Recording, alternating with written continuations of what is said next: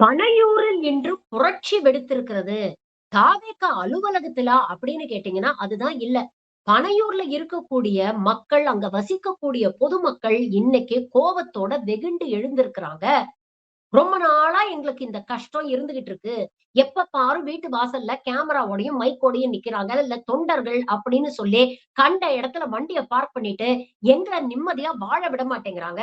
எங்க ஏரியாக்குள்ள வர்றதுக்கே இவங்க கிட்ட நாங்க பர்மிஷன் வாங்க வேண்டியிருக்கு. எங்க பர்மிஷன் இல்லாமயே எல்லா இடத்துலயும் பேரிகேட்ட போட்டு, எங்க மக்களையும் உள்ள வர விட மாட்டேங்கிறாங்க. ஆட்சிக்கு வரதுக்கு முன்னாலேயே இவ்ளோ ஆணவமும், ஆட்டமும் போடுறவங்க, ஆட்சிய தப்பி தவறி இவங்க கையில குடுத்தா என்ன பண்ணுவாங்க? அப்படிங்கிற கேள்விய இன்னைக்கு பொதுமக்கள் தாவேகா தலைவர் விஜய நோக்கி எழுப்பியிருக்கிறாங்க. இத பத்தி நீங்க என்ன நினைக்கிறீங்க? உங்க கருத்துக்கள பதிவு பண்ணுங்க. இல்ல இவரும் பேசணும். இவரும் பேசுறாரு. நீ ஒரு ஸ்பாட்ல தான் இருக்கு. உங்ககிட்ட நான் பேச விரும்பல. நீங்க மாத்தி சொல்றீங்களா? நான் உங்ககிட்ட பேச விரும்பல. நான் உங்ககிட்ட பேச விரும்பல. உங்ககிட்ட பேச விரும்பல. நீ பேசக்கூடாது. நீ பேசக்கூடாது. நீ பேசக்கூடாது. அலோவ் பண்றதுக்கு நீங்க யாருங்க? இது நாங்க எடுக்கிற இடம், டாக்ஸ் நாங்க கட்டுறோம். நீங்க என்ன சொல்றது எங்களை அலோவ் பண்றது? பேரிகேட் ஏன் போட்டீங்க? பேரிகேட் ஏன் போட்டீங்க? நீங்க பேரிகேட்ஸ் போடுறதுக்கு உங்களுக்கு என்ன ரைட்ஸ்? ஆமா, இப்ப நீங்க இவ்வளவு பேர் இங்க வந்திருக்காங்களே, இவங்க வீட்டுக்கு முன்னாடி நின்னா சும்மா இருப்பாங்களா? காரை பார்க் பண்றாங்க, சாப்பிட்டுட்டு குப்பை ஃபுல்லா போட்டுட்டு போறாங்க. எங்களை இப்படி போகாதீங்க அப்படி போகாதுன்றீங்க. கார் வந்தா விட மாட்டேன்றாங்க. அப்புறம் இதுக்கு மேல அது இல்லாம சண்டை போடுறாங்க. எதனா சொன்னா நகர மாட்டேன்றாங்க. அவங்க தான் என்னமோ பெரிய இது மாதிரி நீங்க பாட்டுக்கு சொல்லுங்க, எங்களுக்கு கவலை இல்லைன்னு சொல்லிட்டு அவங்க பாட்டுக்கு இருக்காங்க.